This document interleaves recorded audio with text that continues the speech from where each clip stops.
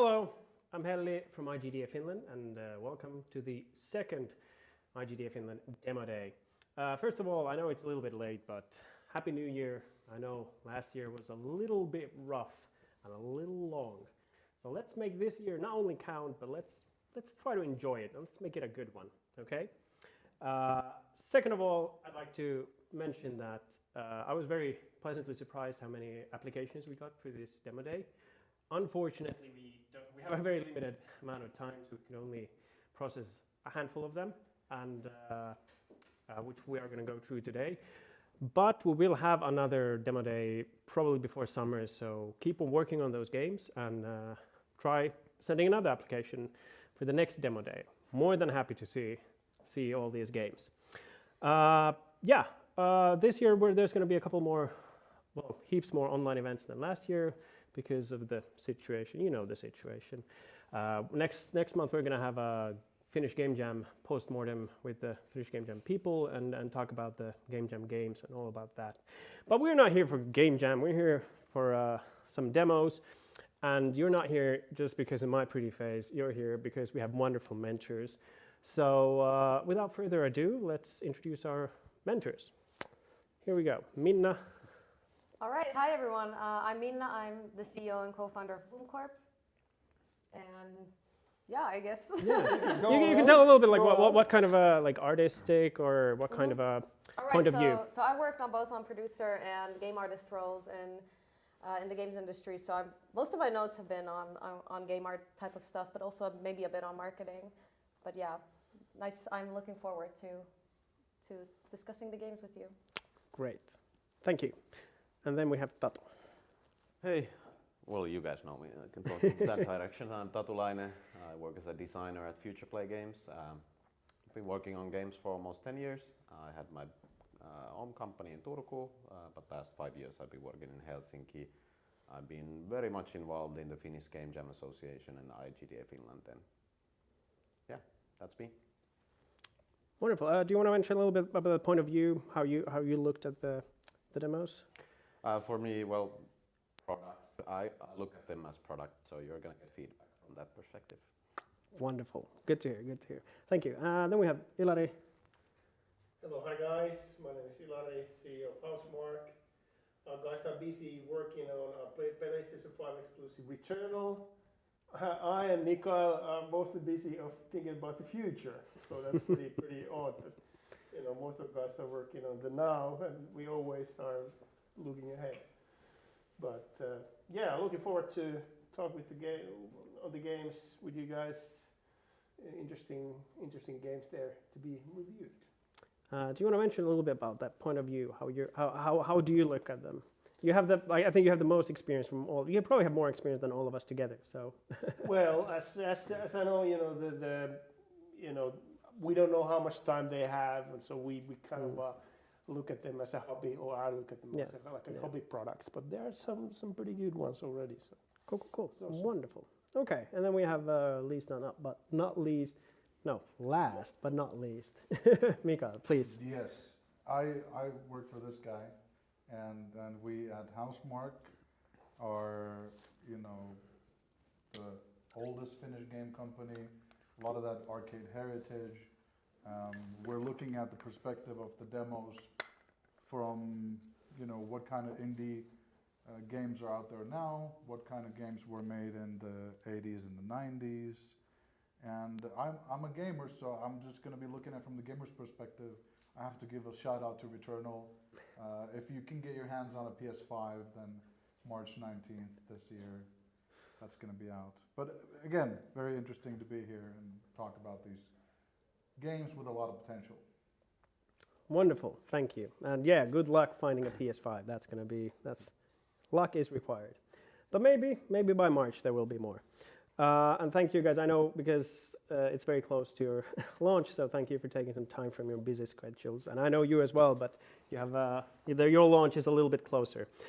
But now we will be going into the first demo of the evening, which is called Block Brain, which is a little puzzle game where you get a clear, blocks essentially. So let's see the team and the intro for the game. Hello everyone, my name is Martti Kostia. And I'm Sami Lehtilä. We are Legato Games. We are basically two web programmers who started developing games as part-time because we want to make a living that way one day. And we're making a puzzle game, which is something nice and simple to finish and release as our first game. The game is called Black Brain, Palikka-aivo, and it's based on the old game called Vexed. Combine blocks of same color to clear the level. We're just adding a lot of new mechanics to it. We still have a lot of polish and testing to do, and we're aiming for PC, mobile, and Switch.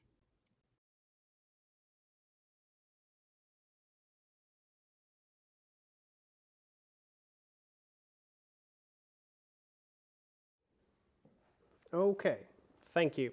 So Black Brain, little puzzle game. Some background a little bit like what we heard, some of that, but it's been about half a year, 6 months or so. They've been working on this as a kind of a side project and a two-man team. So yeah, let's get to it. Who wants to grab this one? Who wants to start? How far did you go? Very good question. Remember? I think I got until this, like maybe level 13 or something. 14. I'll be around there. Like 15, Yeah. 16. Yeah. Yeah. There was one level that had like 26 moves or something. Yeah, I know. Yeah. Oh my got it. god, yeah. Then you jump into 13 or 30 or something like, Yeah. oh shit. Yeah. I can maybe start with my notes. We can go from there. Yeah. I'm just gonna read them through. We can maybe then jump on some themes. My first impression was it was a really fun idea that I understood immediately. It was kind of like this, like, okay, there's a puzzle, and I think it was I have a level 5 and thumbs up in my notes, so I think that's when I kind of got the game, okay, there's like more complexity into it. I think the visual style in itself wasn't maybe as approachable as, like, it was very sci-fi-ish. On a product side, I think there was a bit of a mismatch, and now that I heard on the stream that they're also doing it for Switch and PC, I think that's also maybe some added complexity that maybe shouldn't be in a project at this point. I think it's a very, very mobile native game that could be done 100% on mobile. I would have loved some music, or just in general maybe something more fun, because it was although it was quite polished, I like the UI was polished, but I feel like it would have needed maybe some happiness or this casual game feel, because it felt like something I'd like to play on an evening. But yeah, I guess in the end, like, my biggest question was, who is the target audience for this, and who are the people who would play this kind of game, since it was very sci-fi-like and serious in its visual style, but then on the other hand, it's a puzzle game that natively would fit to mobile.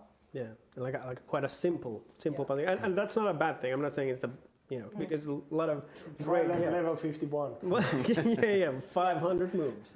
But yeah, like I think most good puzzle games usually have a simple core concept, like here, and it works really well.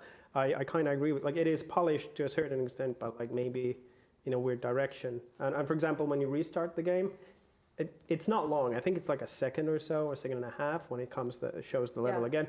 It could be like shorter, like half of that, like get faster back into the game. It's not that I did like one level a bunch of times or anything, but but yeah, any other thoughts? Well, I'm echoing Minna quite a bit also. I think there's a fun mechanic that scales well, and you can do a lot of levels with like increasing difficulty, so it's easy to do like content to that game. I can see it going pretty complex and still kind of hold interesting.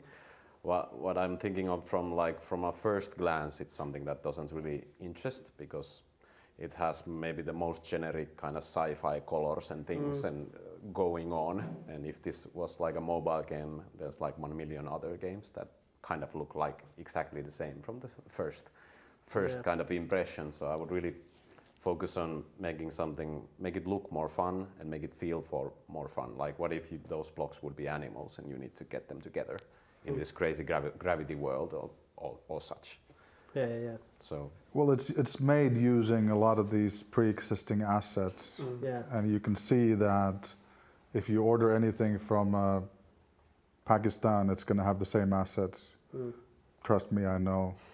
But that's not the fault of anybody, because clearly the art isn't at the major point here. At the game center, there's a nice logic, and it works. So the game's good, and you could put it on anything. I could see it on VR with like translucent 3D cubes. But again, the logic is sound. You need the levels to have it there. But then if you're going to bring it to the Switch has a lot of, let's say, not good games. So you're going to have to do a little bit with the art or something to make it more appealing. And I think then you have a game.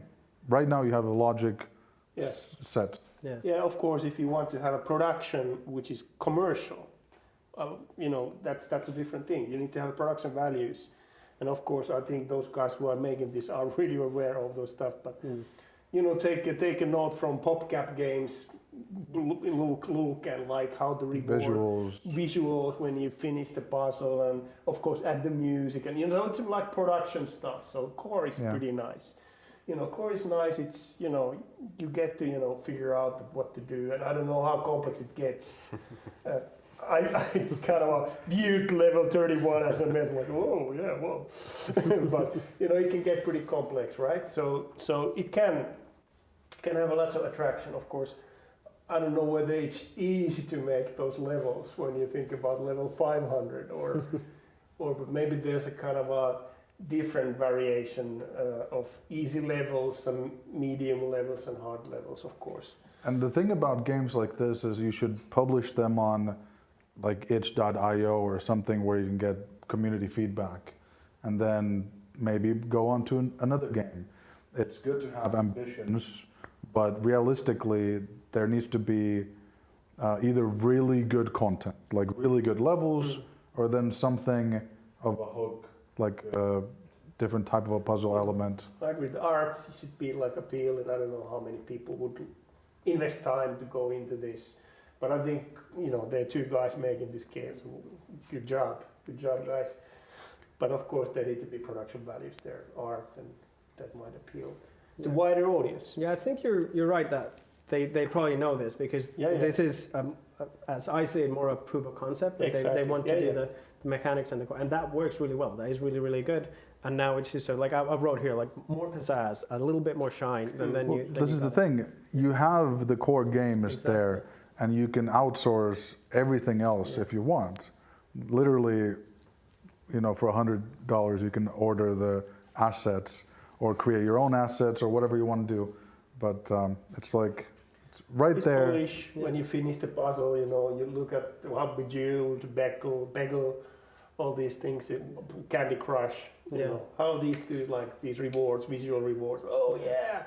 Yeah, definitely. I kind of finished the puzzle like bling bling.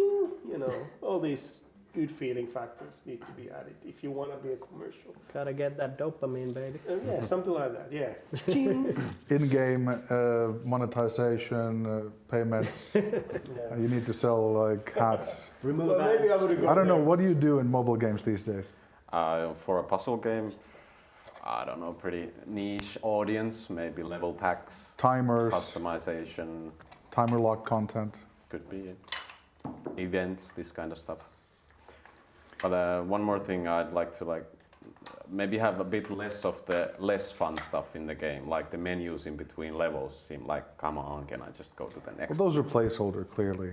Yeah, but I would completely even get rid of them. Yeah. Well, that's the thing. Do that's a kind of PopCap game. Bling, level 10, 21. Bling, bling, bling.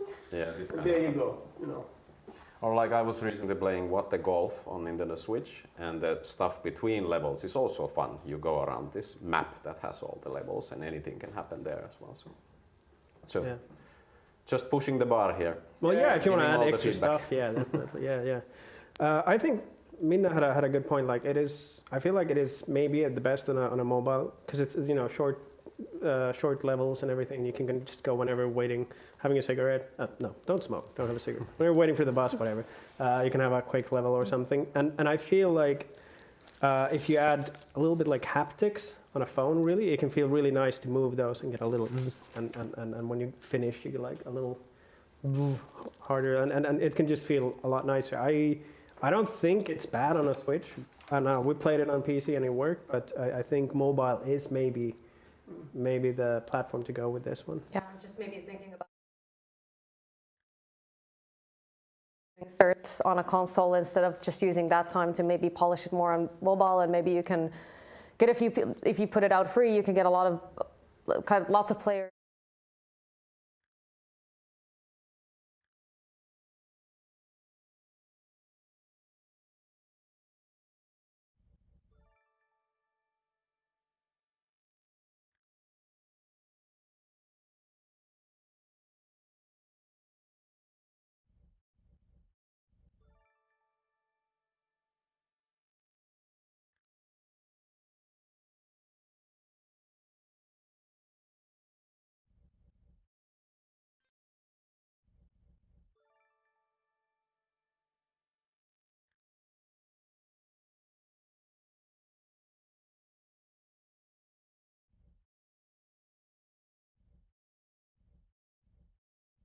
But maybe in general, like I think that kind of game doesn't need, in a sense, more than like maybe 30, 35 levels to test it out. Just put it out to an audience and see how people react to it. And I think most times people work really long until they publish something, but that's already really nice that they're taking part in these kind of events to just put it out and get feedback. It's always easier to fix stuff into the future than kind of go back and fix something that's already done. So. Very, very true.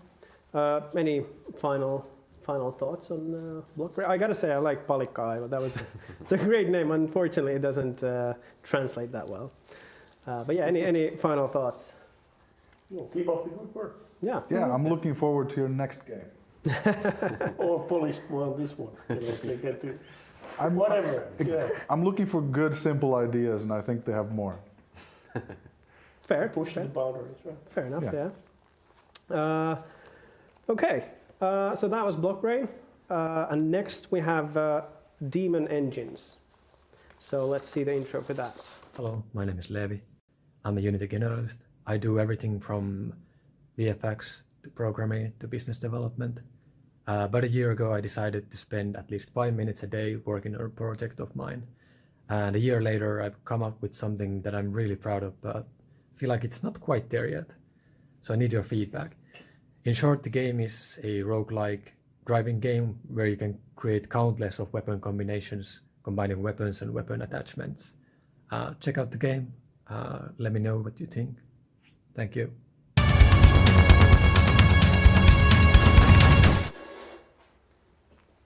Thank you. Okay.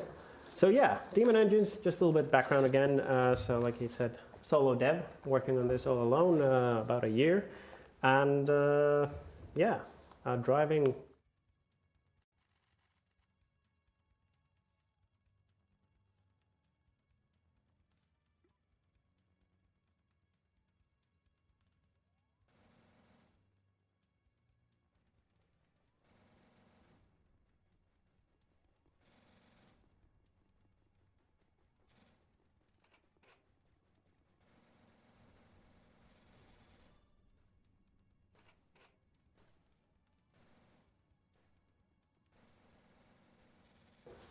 It certainly didn't look like that. Yeah, I had some.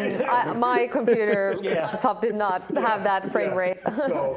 So we kind of are, you know, biased here. We didn't really play the right version. But hey, you know, 5 minutes every day, you know, for a year, it's not Yeah, bad. I have to say it's a great attitude. I think it's really Yeah. admirable that, like, just doing this kind of relaxed, just 5 minutes a day. Probably some days it's more, but I think that shows like the consistency is really great, and I think it's a really great way to make games.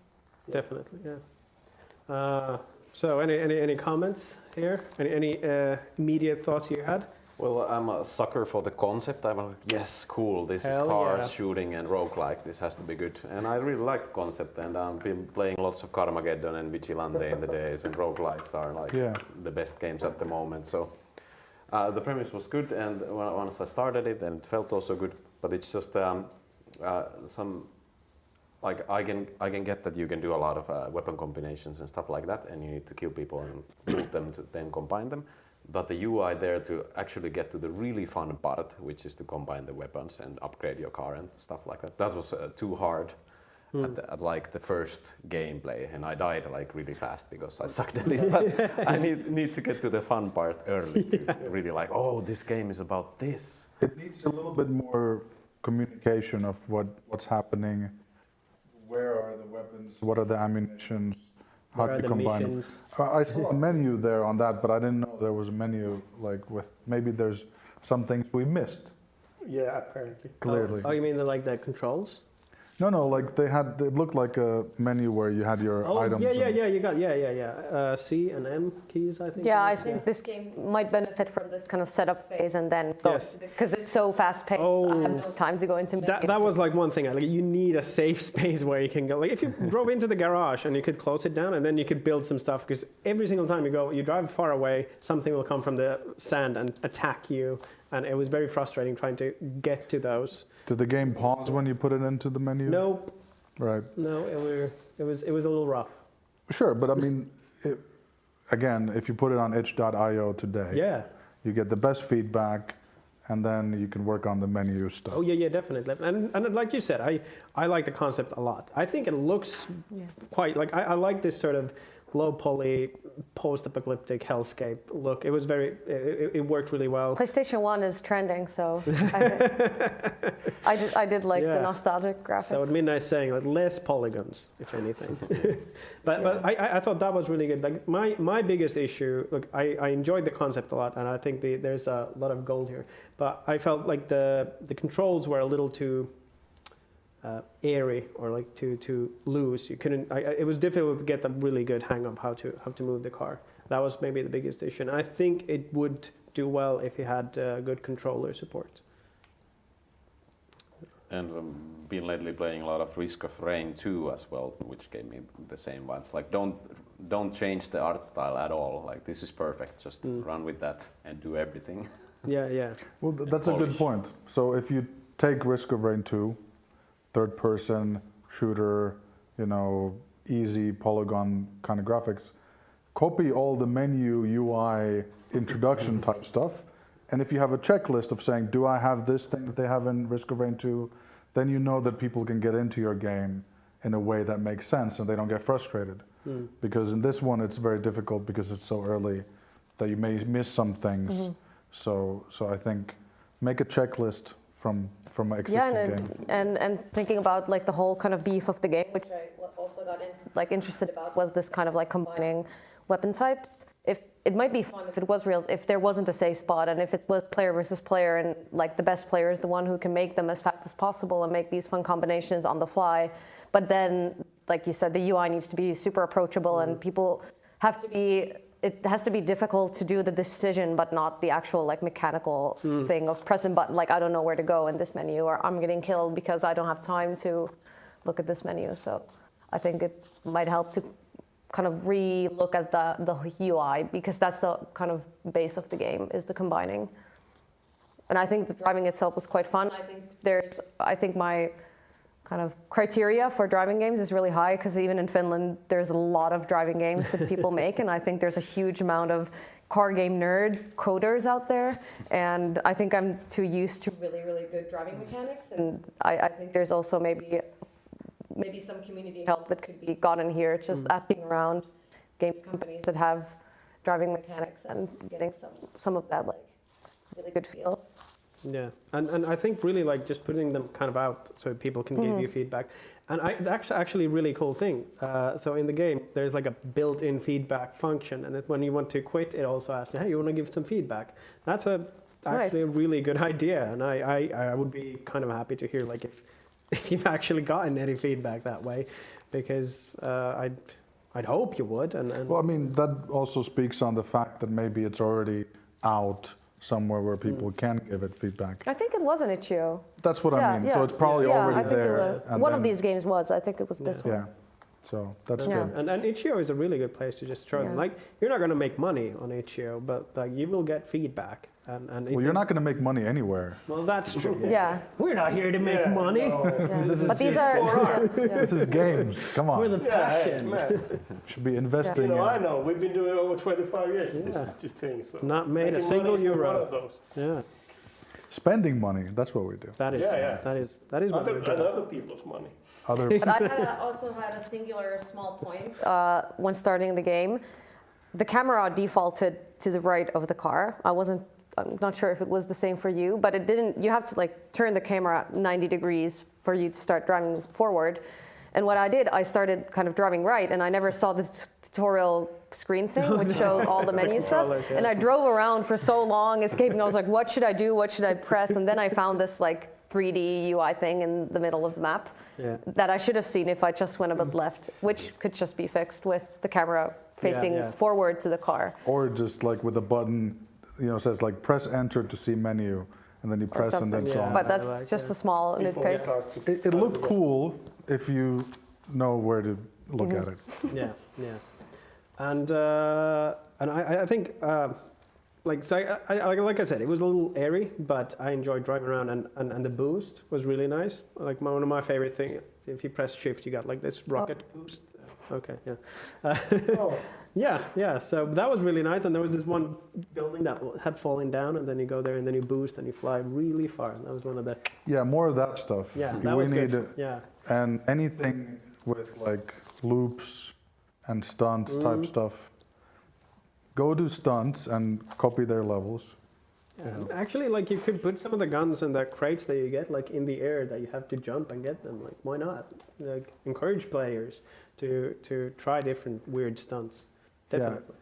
Does the Bugbears Breakfast have these stunts still, or was it that the previous series? Maybe. Bugbear has been known for their car jumping games. Yeah. Yes, they've done. So that's different. That's almost like secret exit stuff. Yeah.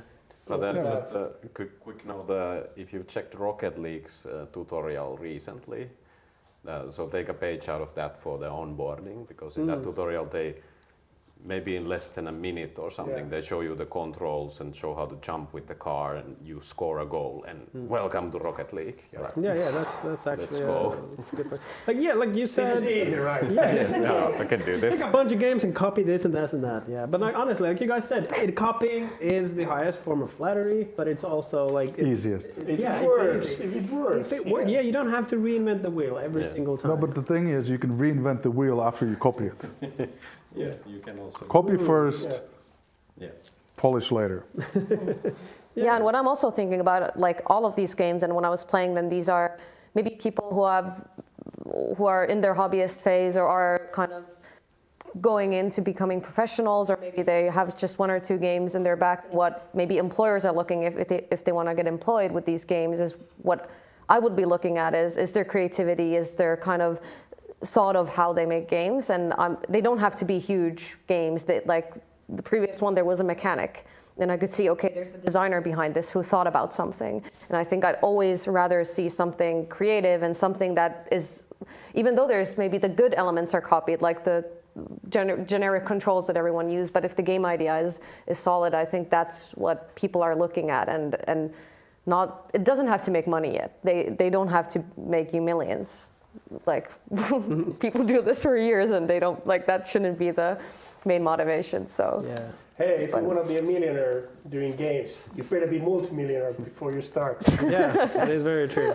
If your fifth game makes any money, then you're most likely better than average. Yes. Yeah, this is not the the industry. But looking at, like, for example, the Demon engines, I think it's fun. I think there's like lots of fun mechanic stuff. I can see kind of what the developer was thinking when they're doing this, and hearing also that they've been doing this 5 minutes per day for a year. That's another great thing, and makes me interested. Okay, who is this person, and what are the next games they're going to create? So I think it's nice. Yeah, and there's, as far as I'm concerned, there are no car roguelikes.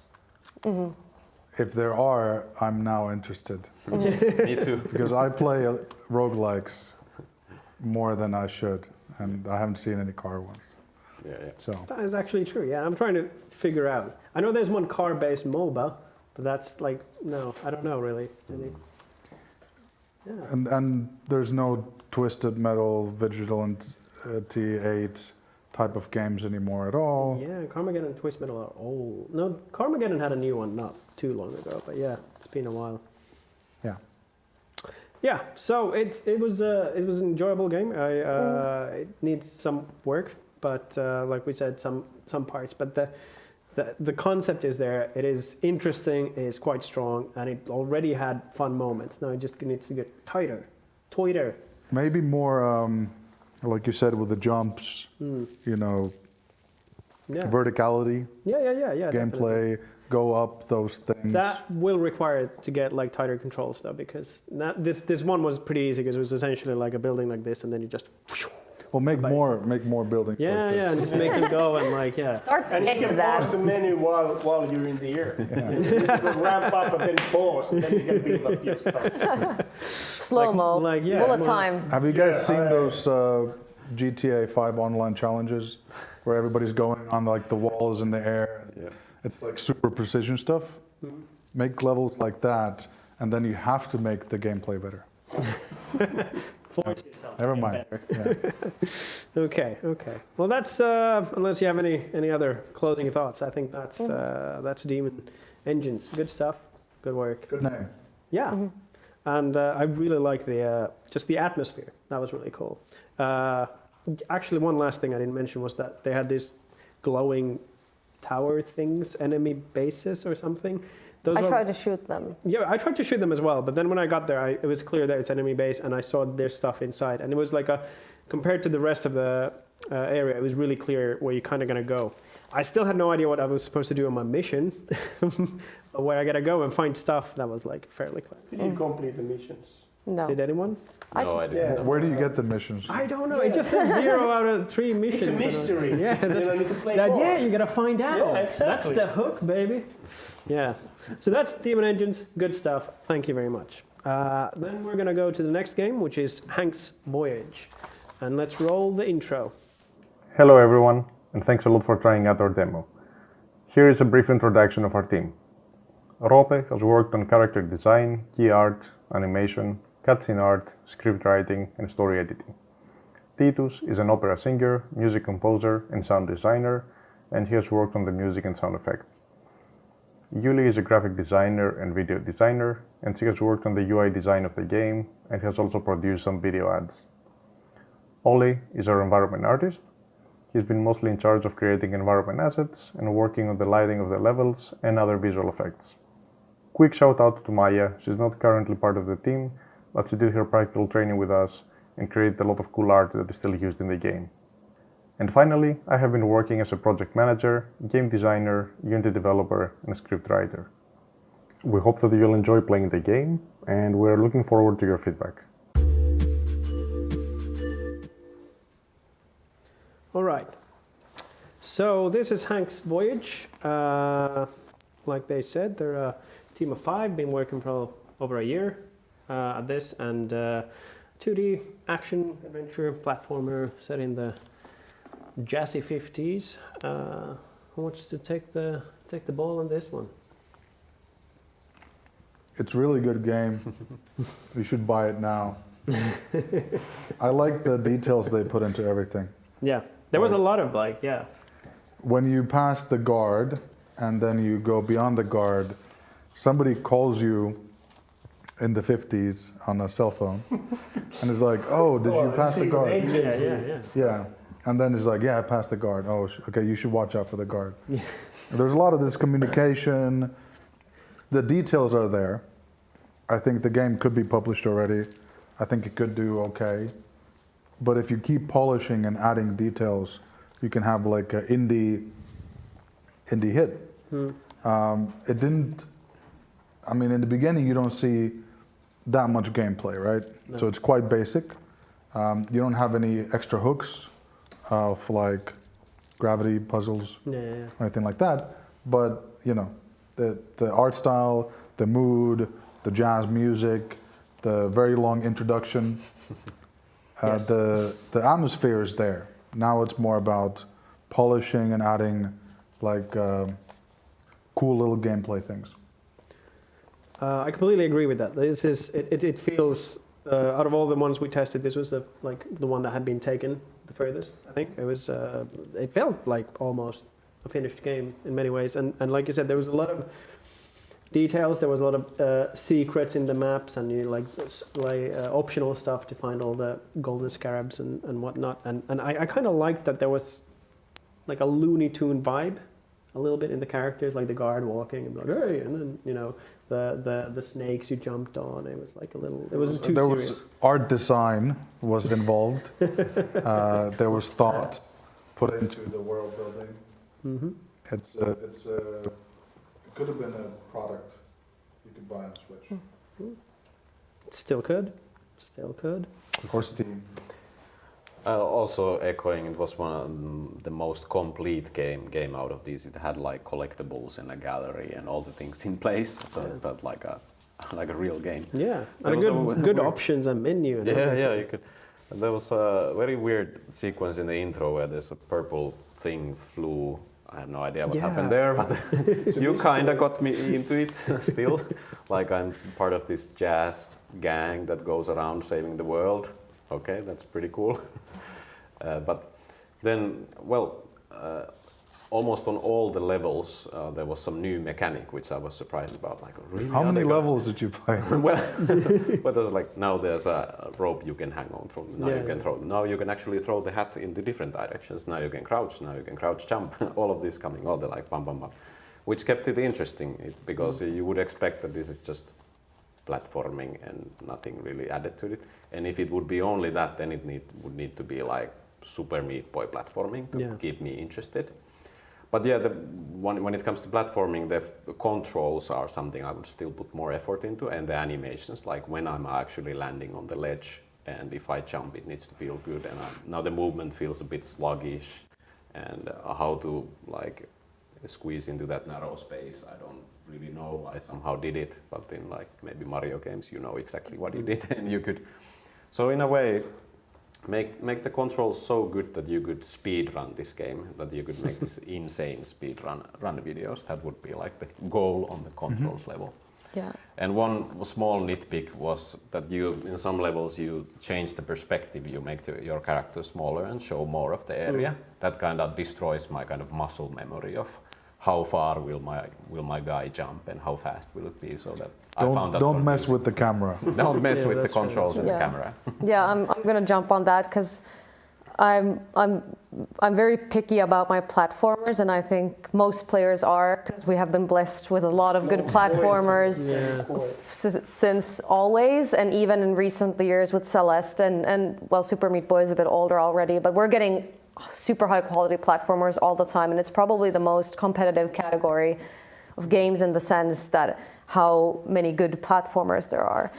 So when making a platformer, 90% of your time should go into the platforming being really fun. And I got into this game and I was like, okay, there's a cute comic and it looks fun and the characters look fun. And I come into the game and there was a slight disappointment of how the controls felt, because there's not enough animation frames, there's not enough feedback, and like Tatu said, with those small things, like, because people are so used to good platformers, and I think it's a matter of expectations. It's like, I want this to feel like good, and it doesn't have to. It's a choice. Do you want to go into that like more, I don't know, this Sonic style platforming, or like super fast Celeste type of just wall jumping and all around?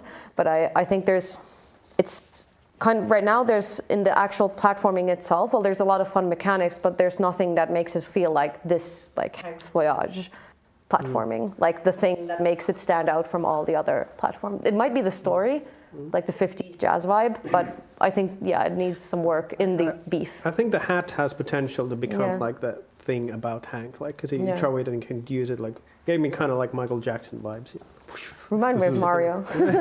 Moonwalker in the 50s. Well, it gives me like the Smooth Criminal music video, because it's like in a kind of. Oh, there was a game, Moonwalker. I remember I played that game, and that was not good. It was a game. I'll give you that. You know? No. I was actually, when I started to play the game, I was told this is an adventure game. Yeah. Like expectations, there's a lot of stuff there, you know, and then it's a platform. So it was kind of played. At least I wouldn't have never expected. You mean like a Monkey Island type? No, game? something like, you know, you have something like that. If they do a lot of the world building, they could do Monkey Island type character interactions, then the comics type things. It reminded me of Horace, which is on Switch. It's like a 50s steampunky game. Anyway, more of the controls and more of the funny characters, the humor. Yeah. Ship it. I would say that.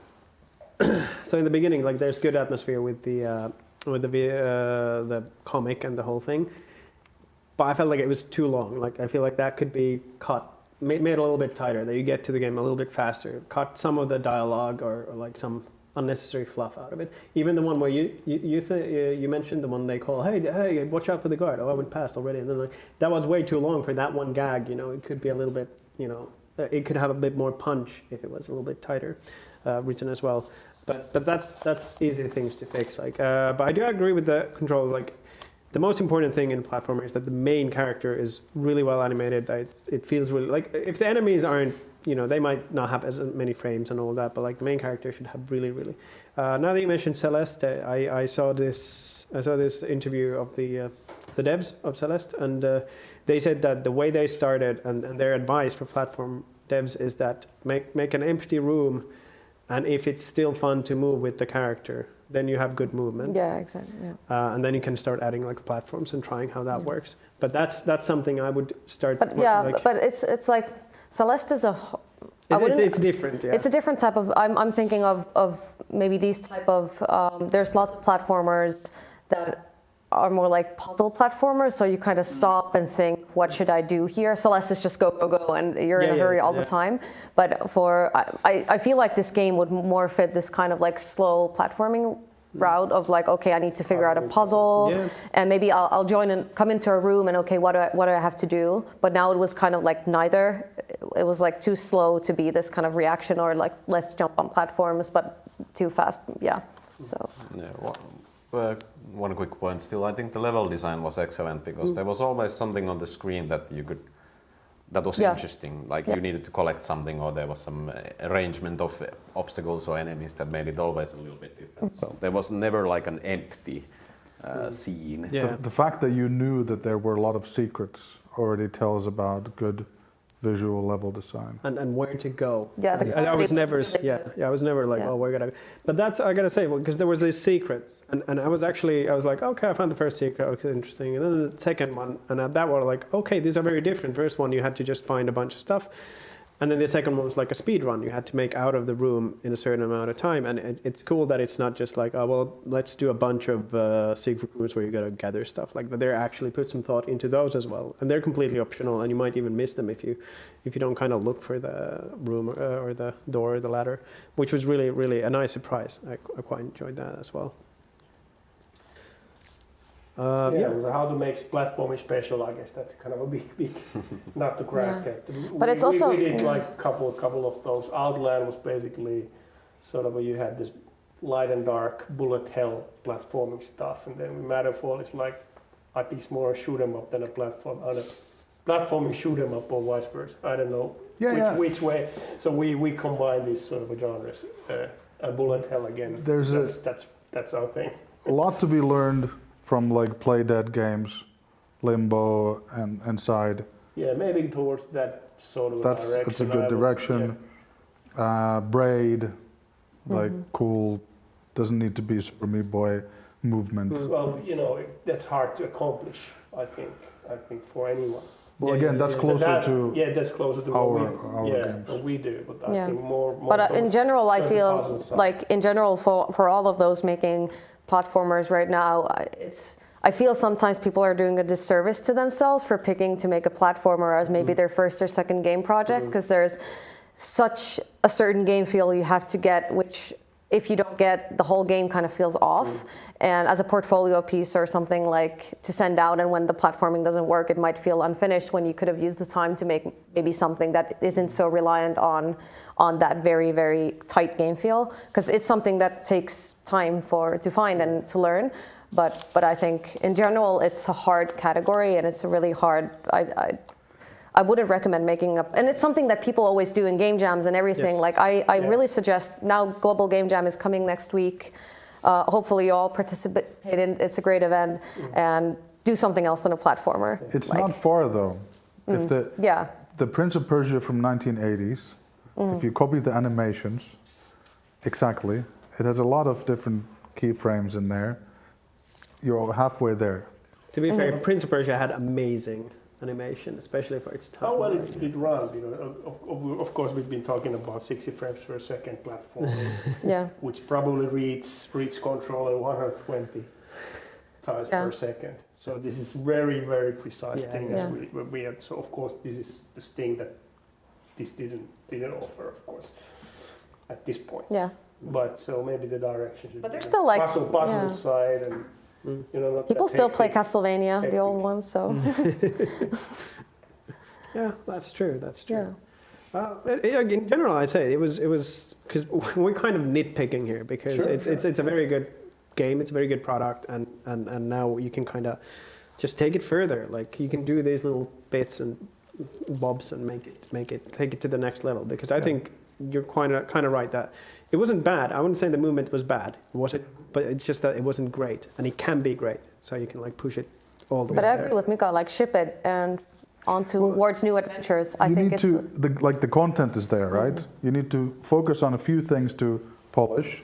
So like few more animation frames, a little bit more work with the controls, and then you get a really good first game.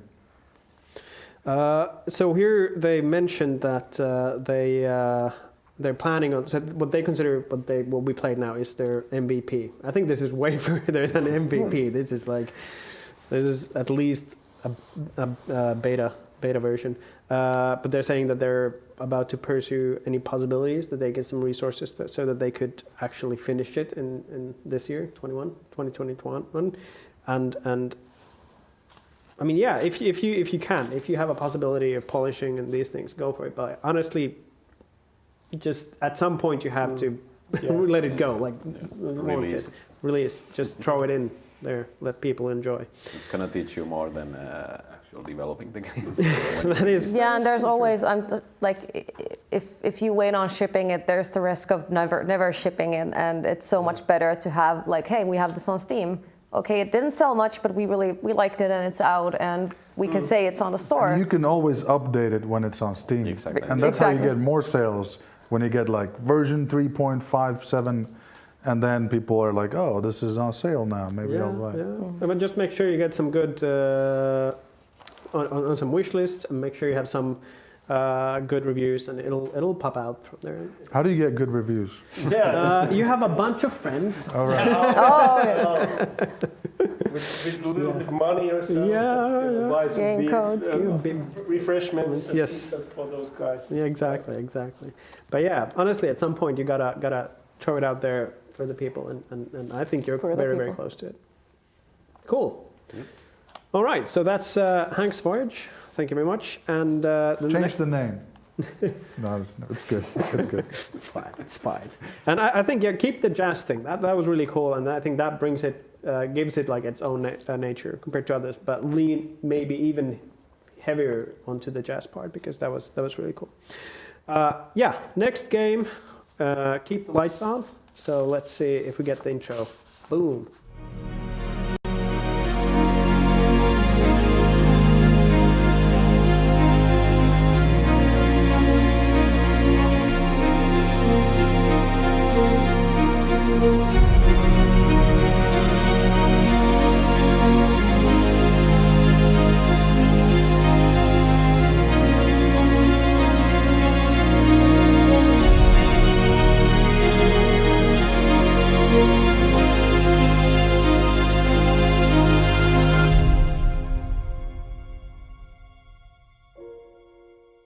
We started working on Keep the Lights On while we studied game design at HEO.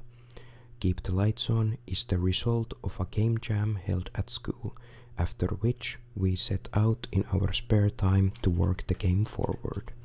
We have been developing the game for over a year, and currently 6 people are actively working on the project.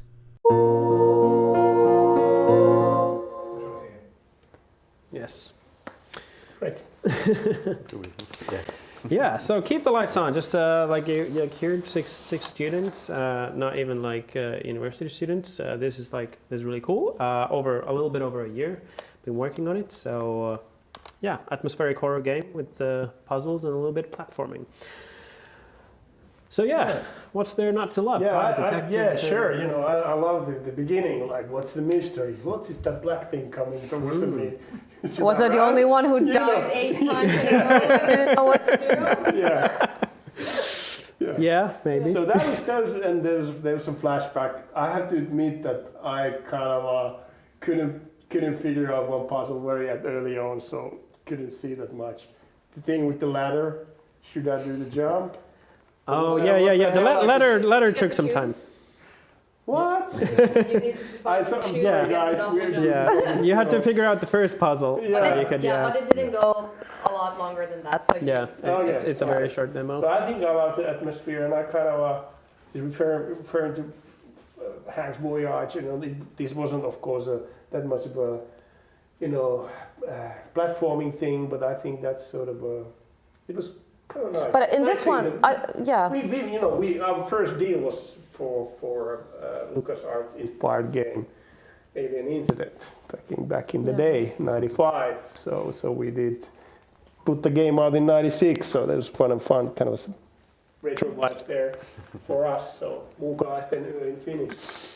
But I think the So that was platforming awesome. worked here. Like it had a limbo vibe, and I think here, like I wasn't annoyed about the platforming controllers because it was about finding the story. Exactly. And the puzzle was more like, okay, I'm having fun, and then I found the notes and was progressing in the story. So I don't think this game needs that much of advanced platforming at all. I think it was just fun. And I'm not that kind of player to play these type of games, so I was surprised to really enjoy this short demo. Ship it. But they got the atmosphere. There was music. The art style was good. I'm not sure in terms of content. Like Hank's game had a lot more. It looked like content, but this one was more about the mystery. Yeah. And if you get killed in the first minute, that's a good. That's a thing. good sign. Yeah, I really like the kind of fast. Like it was like these games might tend to just you have to wander around for a while, but it was just sort of run for your life. Okay, I like this where it's going. Very good. Set up the mystery there. So that was Yeah. good move. Sort of the unexpected side of it in the very beginning is always a positive. And I think the Steam is ripe for games like this.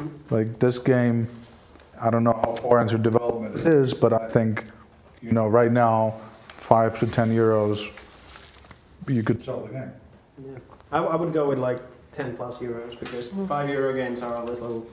Well, that's your perception. Yeah, I know, but I feel like it's a fairly common. I remember seeing GDCs on this and like how they usually don't do it. You need to overprice stuff and then have it on sale. Yeah, so you can put it on Then you have sales. Minus 80%. But also, it looks like a more proper game, and this feels like more a proper game. And then, Yeah, no, I I mean, think, you're the business person. I'm not, so I'm just gonna. well, you probably still know more than I do. I never looked at GDC lectures, Fair. so. But yeah, no, I enjoyed this really much, and a really quick shout out actually in the Twitch stream and the YouTube stream. We can get the link. We'll post the link on our. You can join our Discord. You'll get the link if you want to play these games. You can find all the games links on the Discord, and you can get to play. And you can talk with the devs if you want to. But yeah, back to the game. I quite enjoyed it. It's a little bit like the setting is a little bit tropey. Yeah. The Abbey and the private detective, dead wife. I mean, classics are classics sometimes for a reason. It worked. It gave you instantly, oh, okay, this is what we're going for, and that's what we kind of got with a bit of it. Yeah, I did write generic in my notes because I felt like the art style was. I've been playing a lot of Children of Morta recently, and I'm really into this like zoomed in pixel aesthetic. I really like this, and I think lots of games are doing it right now. There's some inconsistencies like in the text. Because I was so into this like I have this gripes with pixels being different sizes. Please bear with me. And rotating pixels. Please don't do that. Stardew Valley, why do you do this? Like the text was like a kind of normal font, but then the game was very like it had like small pixels, and then like the game was a big one. So fixing those consistencies, I think, would really help in the whole style because it's so close to being like very kind of. It's almost artsy. Yeah, it's almost artsy. Artsy. No, yeah, it was. But I think this is a great like effort, and considering also the experience level of developers who created this, I think it's a really great, nice thing. And the whole demo is also brings itself together in the end. And my only question kind of is how long the game is, because I don't have any idea. Like I first of all, the older I get, the more I appreciate short, tight games. Like I'd rather have a 3-hour good story than 10 hours of kind of like filler. So I definitely go for that rather than try and just fill it for nothing. But I like the atmosphere. I thought the puzzles were kind of like, the first time I got to the candlestick puzzle, I was like, what? And then I tried a little bit, and then you go back, and they're like, oh, the painting, and then it's I like, just guessed. yeah. Oh, you just, I just guessed. good old brute force. But yeah, like I thought they were like kind of classic puzzles, but they worked really well. And it was kind of funny because then I was like, well, I'll come back to this puzzle later, and then I did what Ilari did. And then I just go, okay, I'll do the platform. Well, why isn't it working? Maybe fine, I'll go do the puzzle, and then it clicked, and then. And actually, I thought in that moment, I actually got the double jump, but I went all the way up the stairs, and then I booped my head and couldn't jump on the platform, and I was like, I wish this game would tell me what I could went do. looking for the candle, like the maybe, missing candle. or like maybe From after there, 8 deaths. I thought it's somewhere over there. I gotta say, when you did the little when you climbed to the first platform before, or the last platform before you go to the next thing, there was another platform on the side, and it was first like, well, it looks like I gotta go there, and then I kept trying to go there, and that was like a little misleading. I don't know if that's meant to be there to mislead or I not. jumped there like half a dozen times. Yeah, so maybe it's a bit too misleading if it was meant to be misleading. But no, I quite enjoyed it. Like it was my maybe biggest gripe that it was too short. I don't know how long it was because apparently I couldn't complete it. So.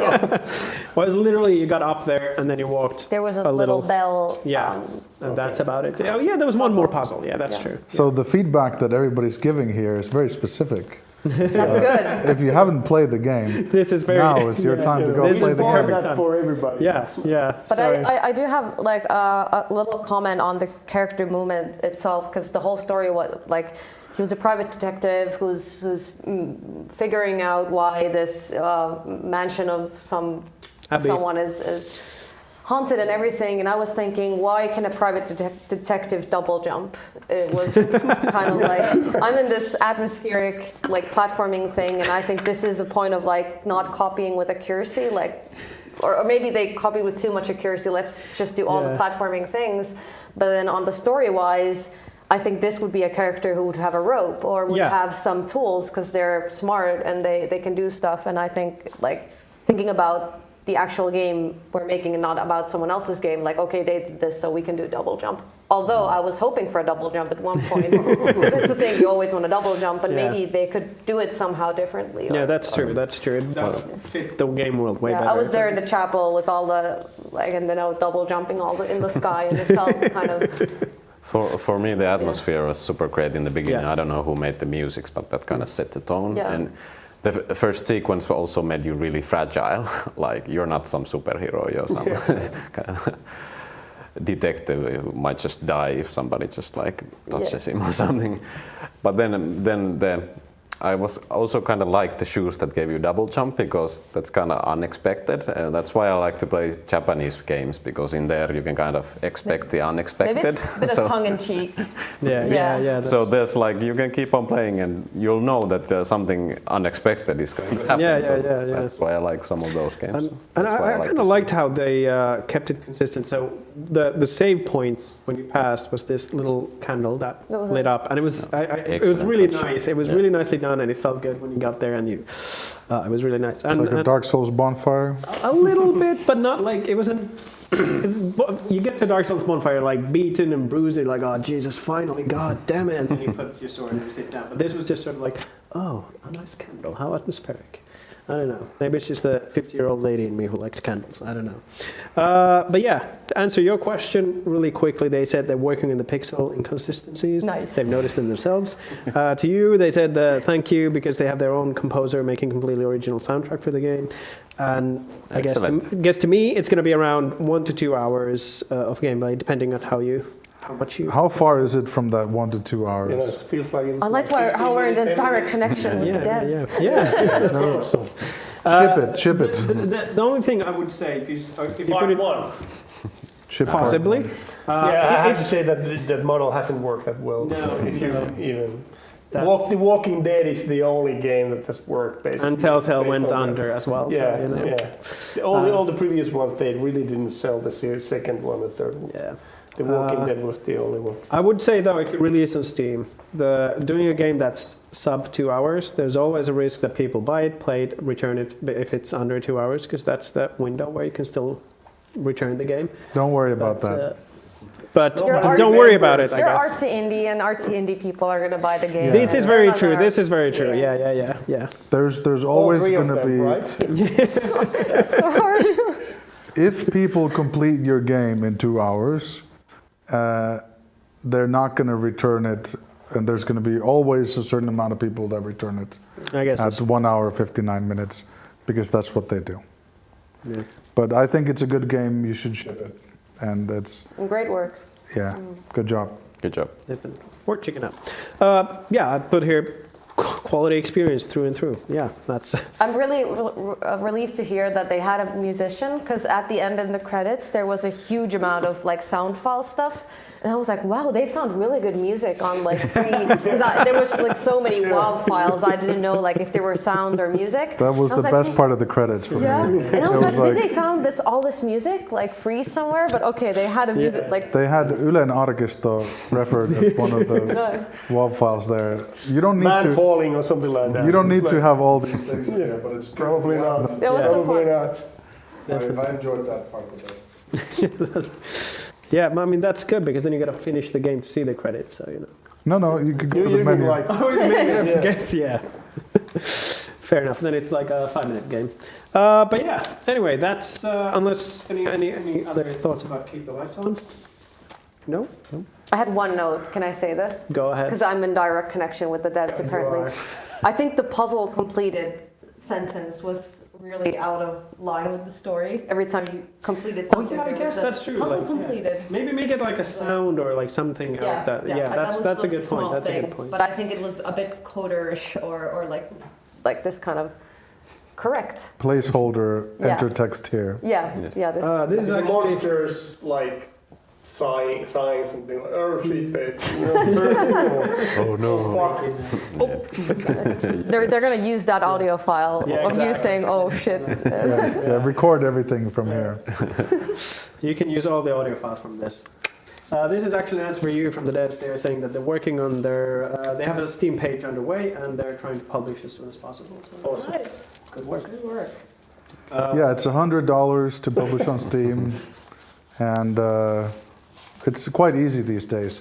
Even you can make an Australian Aboriginal game and put it on Steam. It's other people can do it too. It's not like an exclusive thing. Yeah. That's So what yes. I mean. It's almost too easy. There's a lot of shovelware there, but this isn't shovelware. This is some good stuff. So yeah, good stuff. And maybe Switch. Mm-hmm. Like Switch should be quite easy as well. Yeah. I don't know. I never. Just don't publish in Japan and everything's okay. They don't care about the rest of the world and the quality. Yeah. That's true. Yeah, I don't know. I'm trying to think like how well it would work. Switch, I think, yeah. I don't know. The other consoles possibly, but I only play indie games on the Switch. Like only indie games. So like, Play Zelda. oh sure, but I mean That was like 7 years ago or something. Darkest Dungeon. You know, 80s. ask me about Hades. I beat Hades about 26 times. So you've seen the full story Yeah, a couple of times. no, you only get it once, and then I don't want to spoil it. Okay. Anyway, yeah. Think about the Switch. Is what Mikael is saying, I guess. The Switch is good. Switch is really. I And enjoyed send me it. a message if you need help. I've Yeah, walked she's through the published stuff on the yeah, Switch. yeah, that's very true. I haven't published stuff on the Switch, so I don't even know how. That's Yeah. probably difficult. And if I can't help, I might find someone who can. Yeah, like if Yeah. you have any questions, please, like you can contact like all of us. We don't have the contact information, but if you search with our name, you'll probably find our email. or something. Maybe, Yeah. possibly easy. Like yeah, And then we're- once Minna tells you, then I can ask you later how to publish on the Switch. Yeah. We'll ask Yeah. for you. and because this the whole idea is to give you guys like some tips, help you out, and if we can help in other ways than this, we're more than happy to do it. So go on. Okay, yeah. So now we're going to go to the last game of the evening, which is Manor Mutiny. So let's boom, boom, boom. See the intro.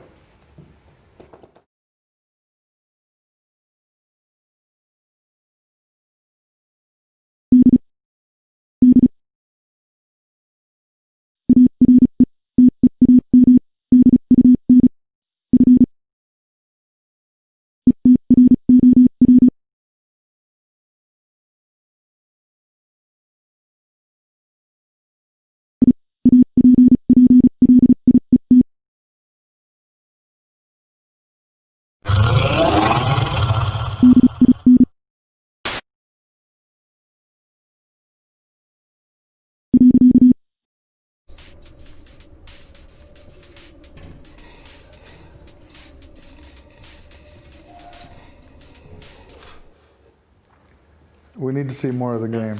Yeah. Show the gameplay there, and we'll get to it.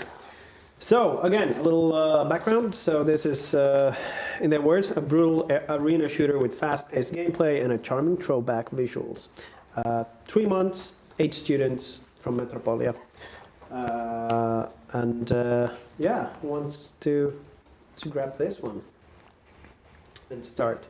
Yeah, I think they chose a good, thing to implement. It feels like a kind of package that it's limited, but it's like lots of different stuff in there. So, and it sort of seems to be a subgenre that has been going on for some time. So arena-based, maybe some retro stuff in there. A little bit Quake inspired. Quake-like. A little bit, maybe the hints. Hints of Doom and Doom on Quake, maybe.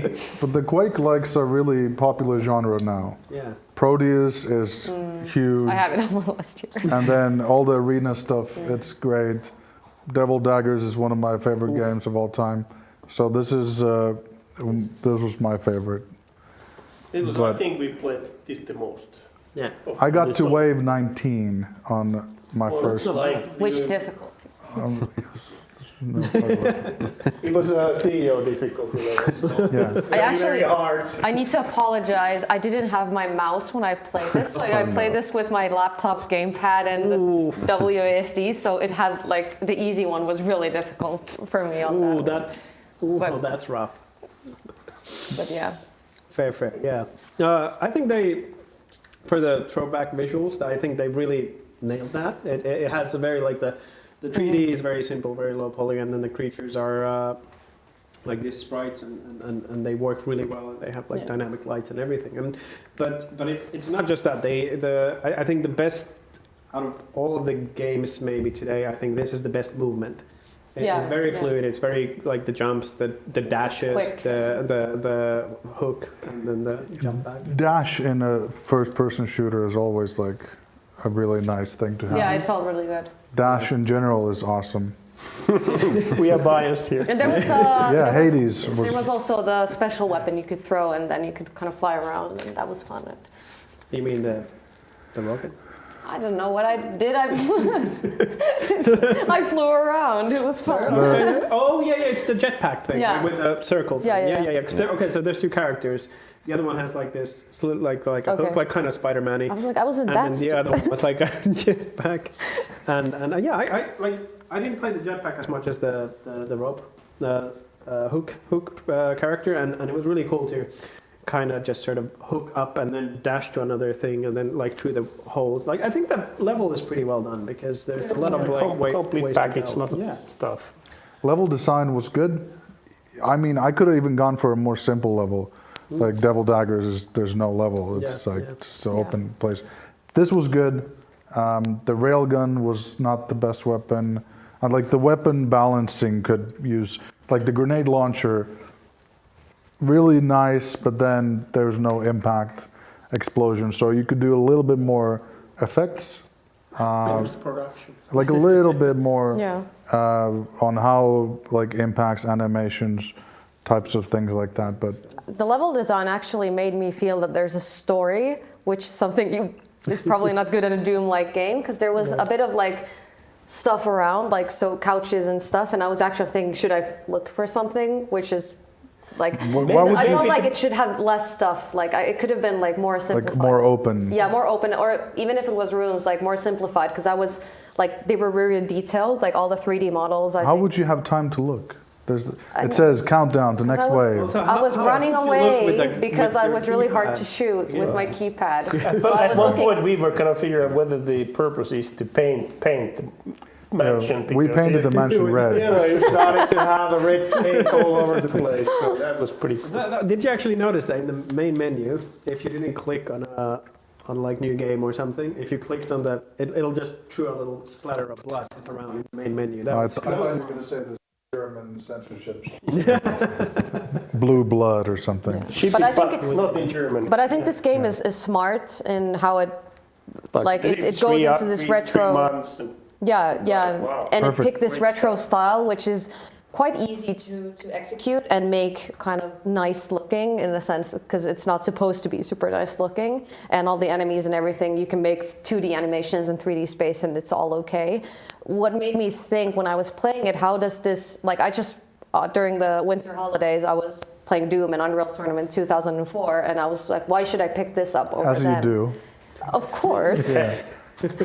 So I was thinking, like, how does this differentiate? What is the thing in this game that differentiates itself from all these other classic, like Proteus and these new, like, which are like super tight and those aren't arena shooters. So this is arena shooters with waves, which is like Stardust or something that we would make. And the thing is, add some more death animations, add this kind of things. Impact, there can be a little bit more of like a goal-oriented within a wave, like you indicate, like go here to get this or do that. But you in an arena shooter, you don't need to go too excessive with levels and story and this kind of stuff. Yeah, we didn't figure out like the latest Doom. Of course, you need to figure out how to get the certain ammo. So we were trying to figure out if there's a way to get health back or not. Was there? Sometimes if you kill them, I think. But is there a specific way of doing something special, or jump and shoot and whatever, dash and shoot? Right. I don't know. So, if you put in challenges right now, like jump and shoot 4 enemies, or do this, then maybe you can unlock something. You can already start giving this sort of detailed design that then can take advantage of the arena shooter mentality, because in the end you already have build depth in there. So you already have different enemy types. You could add some variety in terms of how they attack or what are their strengths and weaknesses, because right now you only had ground enemies. The shark dogs, by the way. I put they're super cute. They're really, really cute. Those were the best. I know. But then the rest of the enemies, like big monster that shoots, and this monster shoots 2 bullets. You know, you can add a little bit more movement variety or other kinds of things.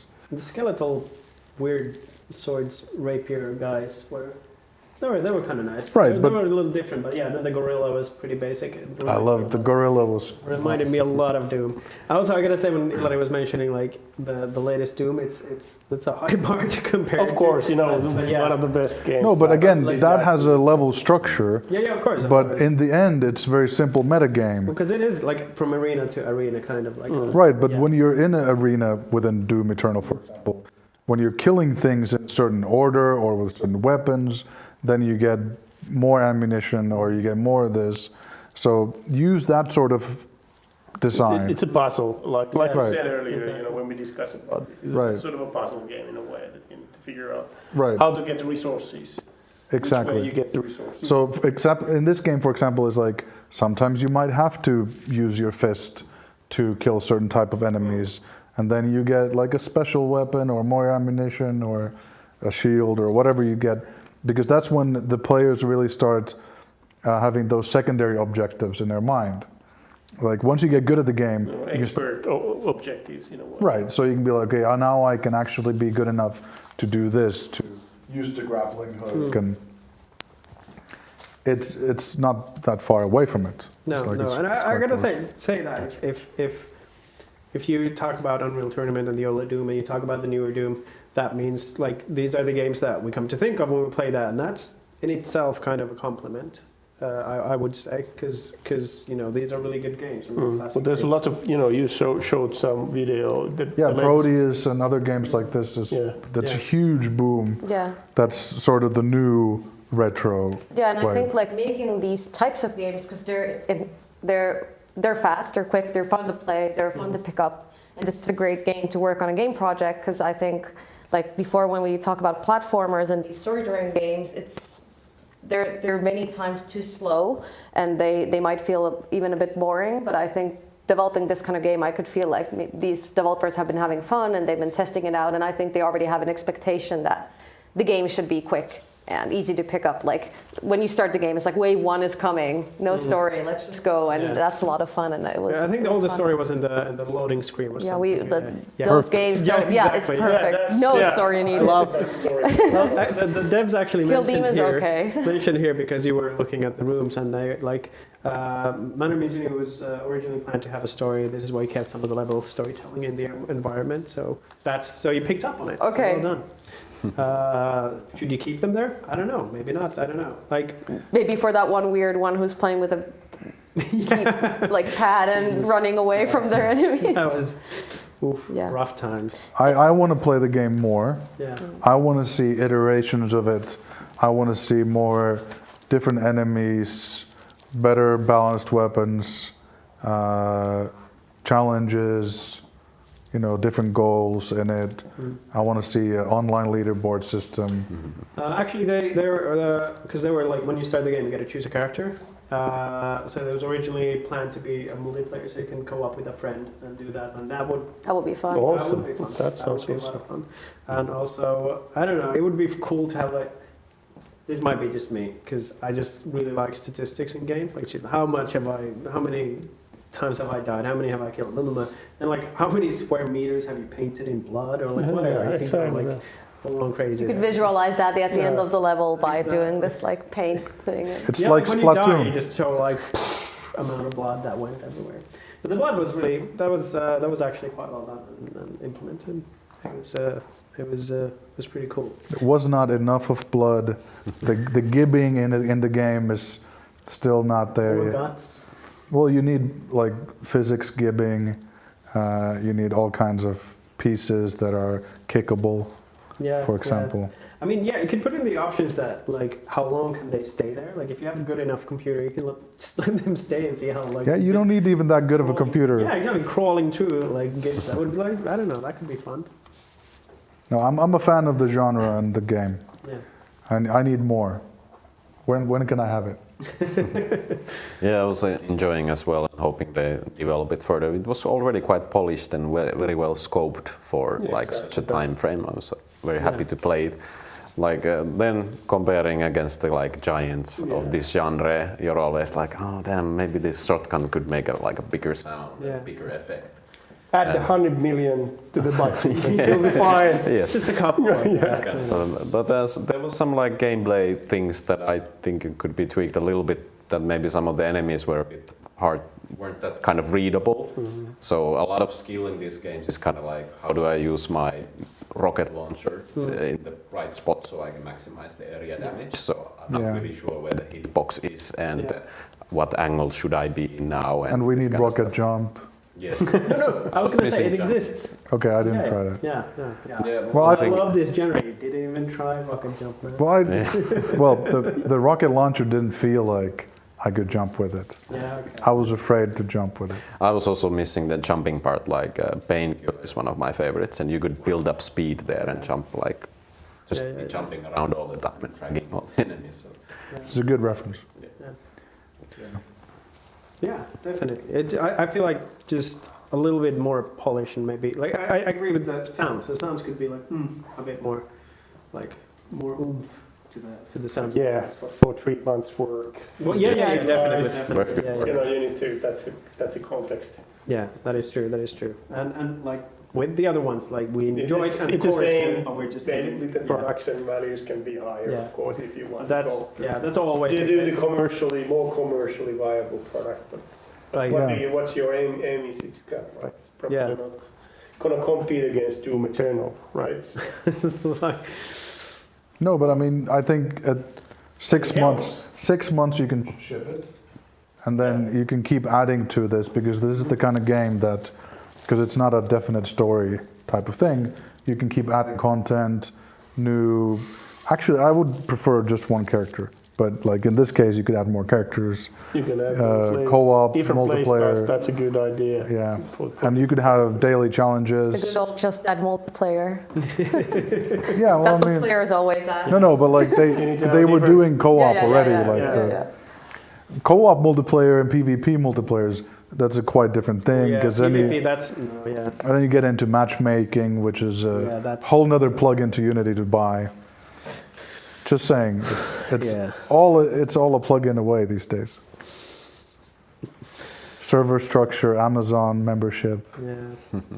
But yeah, I would if you get the co-op to work, that's really cool. But I would put all the eggs into the basket of polish and get the guns, get the sounds, get the just take a little bit further. Yeah, I like the co-op aspect, because then if they would go like marketing it, just like this is a co-op arena battler and it's with classic kind of retro graphics, I think there's like a differentiator that's like immediately something like I want to play this with my friend. Yeah, and this actually has maybe a possibility of having, because it doesn't require a really beefy computer, which is a bonus from doing the throwback visuals, which is great like if you just have your laptop, because now all laptops are super beefy. Now everyone has a gaming laptop, and then just having that and being able to play on the fly or work or whatever, that could be like a bonus. Not this year because of the pandemic, but like in theory, in general. But yeah.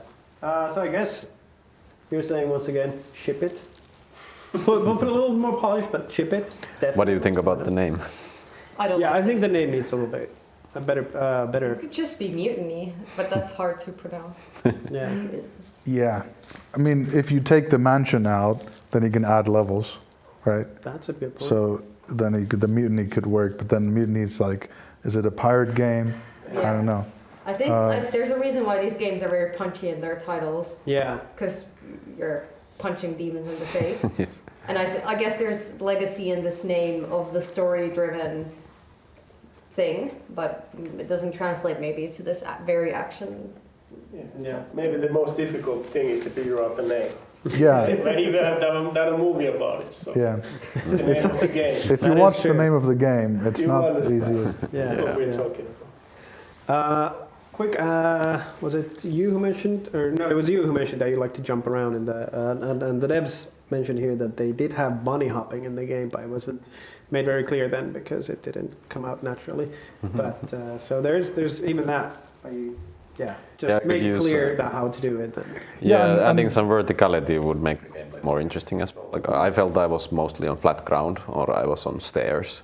Okay. But I want to be like jump somewhere high and then hop down and rain fire on enemies. Throwing the rope all the time and going through the well, to me that was a bit gimmicky. Like I wouldn't have ropes or this kind of jetpack stuff in this case. Just keep it simple. Whoa. No, I do agree, because if you have bunny hopping and rocket jumping, which I didn't try, you might not need the rope or the jetpack. But again, it's all about how you implement the basics. Yeah. Now, if those are your characters, then you might need to have them, but then you need to place, you need a place to use them. Like, I thought this map had a lot of use. Like I don't, the jetpack wasn't really, I didn't find it as like, it was more offensive, like a offensive tool, but the rope thing especially, maybe I just want to LARP Spider-Man, I don't know. But I quite enjoyed like just jumping around a lot. And if it didn't have that, I feel like it would feel a bit more generic. Like it would be like, oh, we're just doing a big Quake clone, but now they have a little bit more, because it wouldn't be as vertical without these movement things. That's my 2 cents. change the name and make another level as well. But with this one level, you can already ship it. And that's the key part. If you've learned anything today, you can ship it. And if you need Switch advice, then Minna. If you need PS5 advice or PS4 advice. Yeah. I mean, you need to add some production values in order to we would be advising to put it out on PlayStation 5. Yeah, At probably. least for now, they didn't really don't have any indie. Nobody has a PS5 anyway. Yeah. Yeah. So why would you care? Everybody has a Switch This is very true. or a Well, PC. two. You have 2 Switches? Yeah, 2 people in the household will play. Makes sense. I've been looking into another Switch, but somebody said there may be a Pro coming out Oh. at some No, that's point. For a third couple of Switch years, yeah. Then That's the Yeah. third Switch, Yeah. okay. I didn't want to get the one with the integrated. I have that The one. light one. It's Is it- perfect when you have another one, which is okay. This is Yeah. completely off topic. I'm sorry. How many TVs you have? Then if you have Yeah, one, that's true. That's true. Is this game available anywhere at this point? I don't know. Is this available? Is it available in the link in the description? All of the games. If you go to the Discord channel, which I hope our moderators will put on Twitch and YouTube again, on Discord the devs should be there and the links are there. And as far as I know, we're going to put on our website a little aftermath of this and with the links for the games if you want to go download them. But if you want to get them now, right now, go to the Discord channel. No, I was thinking, can I buy it? Oh, Can I pay money? I don't think so. But like, there you go, guys. If you would Put have it up. cash, you would throw it on the screen. Yeah. If I would have cash right now, I would take it from my pocket, and I would throw it to the screen, like this. Yes. But there's no more cash in these days, so. And I don't want to show my credit card numbers either on camera. Like Zoom, please. But I want to continue playing the game. Is what I'm saying. Yeah. But you have the demo. Yeah, but I mean, I could. You want more? You want to support? I want more, and it's good to give money sometimes. Sometimes, yeah. So there you go. Manor Mutiny. Ship it. Make some money. Live the dream. Live the right? dream. Live the Yeah. Okay. Thank you very much. That was the last game of the evening. Thank you for all of you to join us, give us your thoughts. Thank you for watching. Thank you for the games, and thank you for everyone who sent an application.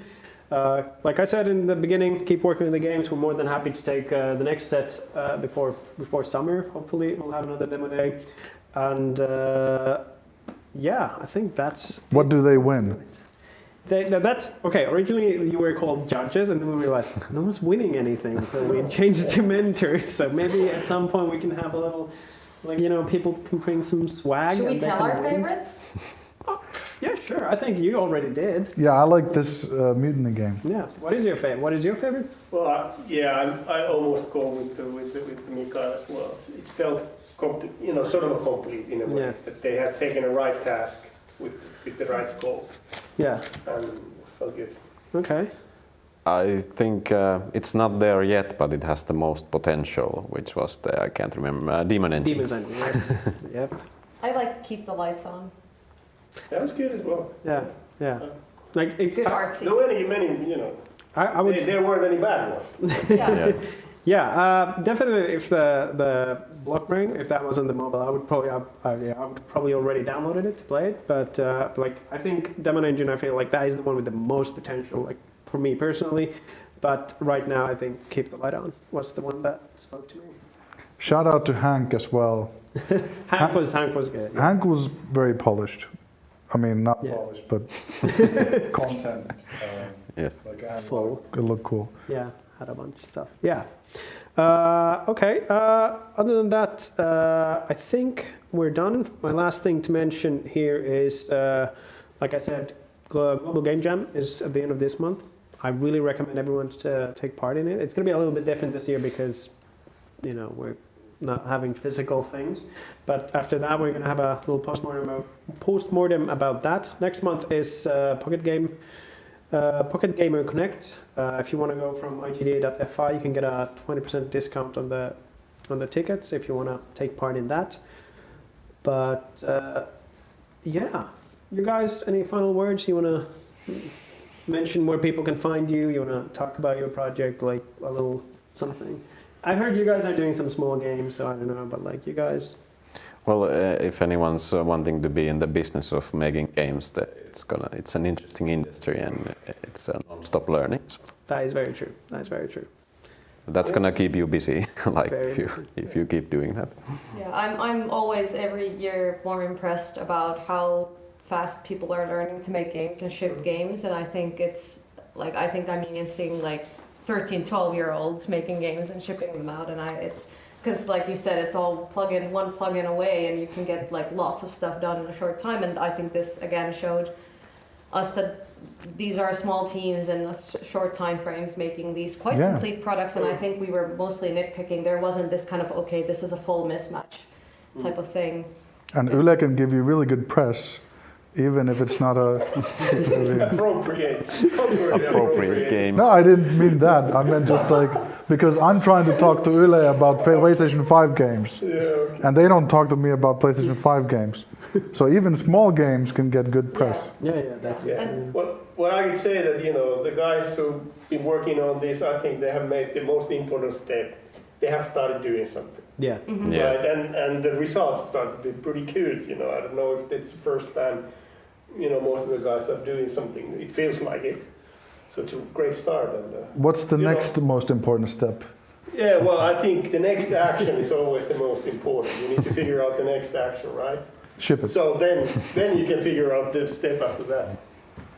And after you shipped it, you can still add stuff to it. So sometimes the problem is that you feel like you don't want to ship it, right? It's your baby, and you're keeping it dear, and you don't want to put it out. But sometimes it's easier to put it out and then work on it a little bit more. Yeah, you learn from it. You get feedback. I think that's the most important thing.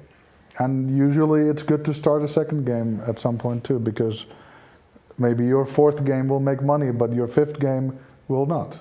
And the sixth game, that's the one that's the million game. Yeah. And we're working on our 18th or 19th, well, it depends. And now lots of other stuff. we're getting enough to keep the lights on. Yeah.